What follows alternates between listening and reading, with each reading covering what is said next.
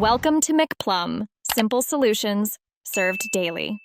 You start by confirming the basics. Check controller dead zones and sensitivity, and set default profiles if changed.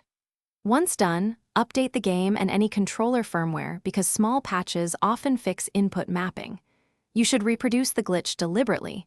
Note whether it happens during sprint, dive, or set pieces so you know what to target. Make sure to test with a different controller or input method to isolate hardware versus software causes before moving to deeper fixes.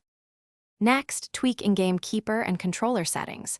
Reduce goalkeeper movement sensitivity by about 10 to 20% and set stick dead zone between 0, 5 and 0, 15 to avoid jitter.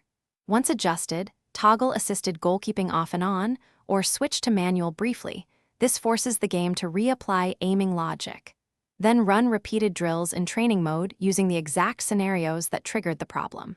If movement improves, refine settings gradually until you retain control without sluggishness. To finish, if problems persist, reset the game settings to defaults and reapply the controller tweaks one at a time so you can isolate the culprit. Rebind any buttons tied to keeper commands, clear cache, and verify game files, or reinstall the game as a last resort. If the issue remains and hardware tests clean, submit a bug report to the developer with exact reproduction steps and timestamps.